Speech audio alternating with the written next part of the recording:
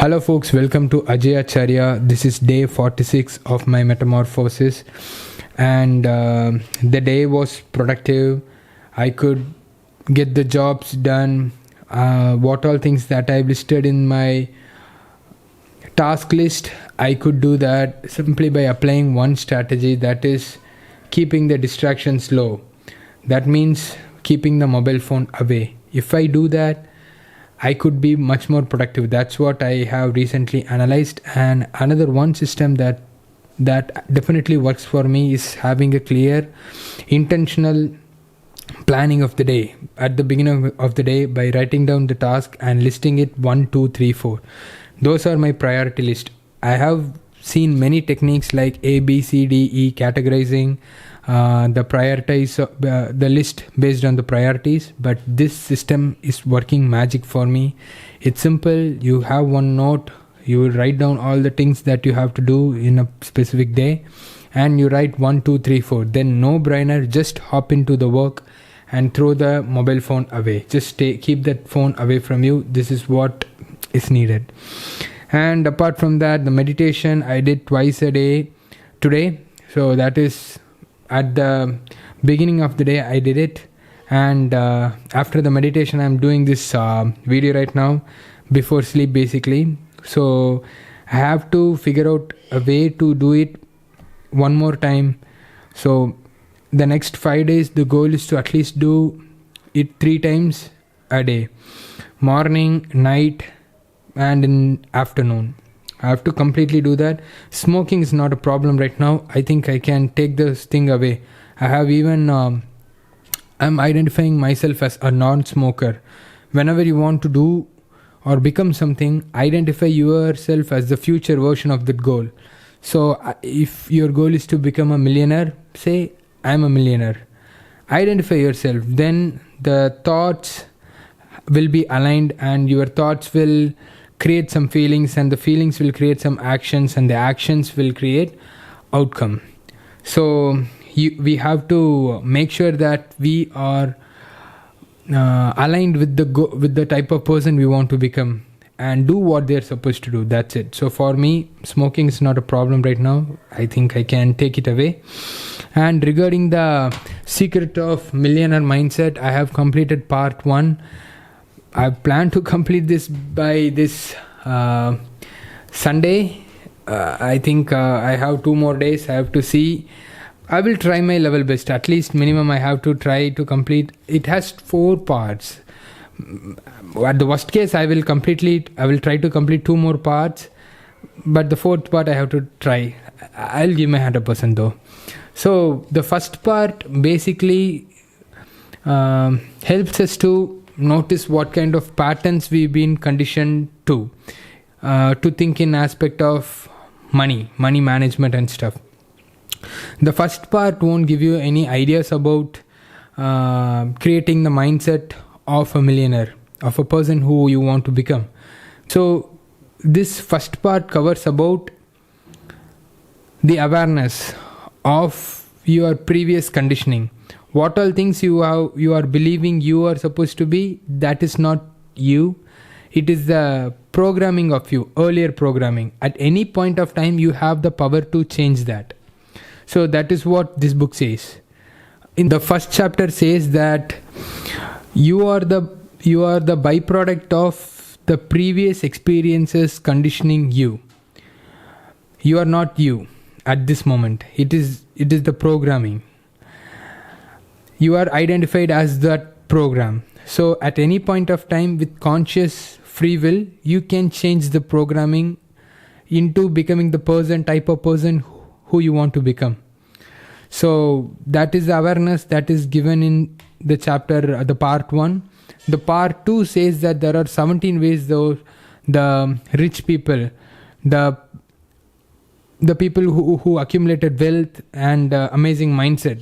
It says about the thinking patterns of the rich people. There are 17 principles which I have to study. Maybe if I find I can compile that and share it with you guys in the upcoming videos. Right now I'm sharing you what I have learned in dopamine detox, which will be covered in 2 days. Maybe after that I will share the insights that I've learned from the Millionaire Mindset. So today's dopamine, and I would strongly recommend this book to be read by every family, so that they can, and I would simply say that this is not only about accumulating wealth, creating wealth, and handling wealth. I would seriously see this as a template, and in the space of in that context, if you take money, you can put anything in. That's what I thought about this book. In the first part, if you want to see the previous conditioning of yourself, you have to be aware of with what pattern you are thinking. You consider that as a template and remove the word money, and you can put in anything, fear, or if you want to analyze yourself, what are the things you have to be aware about yourself, put that in and reconstruct the template. You will get to know a lot about yourself in this part 1. So that's what I have seen here. I have to do that for myself, but I'm not I'm sure of what to inspect there. So maybe if I'm free sometime, and if I'm bored, I will do that for myself and I will share with you guys. And in the dopamine detox, there is something called open system and closed system.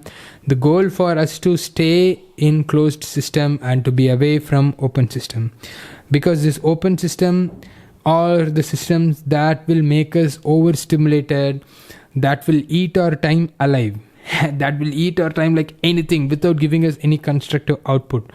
Example, you can say watching reels, shorts, or binge watching Netflix marathon, these kind of stuffs, or aimlessly watching YouTube videos. It's like you see something, you jump from one thing to another, from one to another, not learning anything from there, just spending the time. Those are the open systems. And in the closed systems, you can list all the productive activities that you could think of, which will keep you understimulated. Say example, reading. You can consider reading. You won't read and suddenly you'll be like, oh yeah, I need to read more. Sometimes you will be on a flow state where you can read for prolonged period of time. But sometimes when you read personal development books or some academical books, you won't be that much overstimulated. Your dopamine level will be neutral, so it won't make you feel that after this you want to do your homework, you feel so bored. It keeps your dopamine level basically in the balance. But consider the open systems, that if you watch a Netflix movie and after that, imagine I'm saying that I'm going to read The Secrets of the Millionaire Mind, you'll be like, oh damn, it's a very boring dry subject, let me do it some other time, let me order us food, or let us go out and have fun. That is a typical example of open systems and overstimulation. So when it comes to understimulation, closed systems, reading book is a perfect example that will keep you understimulated. And once completing this, it will give you something productive. I read this, I get something about I got to know something about myself, and I'm having some awareness about my mindset. You can go like this. So the example for closed system could be you creating a PowerPoint presentation for your upcoming seminar, or it's like reading a book to share your thoughts in YouTube. These kind of stuffs are closed systems. So you can do one thing. If you are interested in knowing your open system and closed system and how you spend your time throughout the day, I would strongly recommend you guys to take a note or piece of paper and split it, open system, closed systems. Remind and recall what all things comes under open systems and what all things comes under closed systems. Stick it in a place where you will be more aware of, or you will watch it, you walk through the place, you will see that. And try to stay only in closed systems. Never go near open systems, man. Because one small entry in the open system will take your total day off. It's always easy to stay in the open system, but it's very hard to stay in the closed systems. But I'll tell you one thing, staying in the closed system will make your day much more productive. So that's it, folks. Stay strong. Fort is at Liber. I'll catch up on day 47.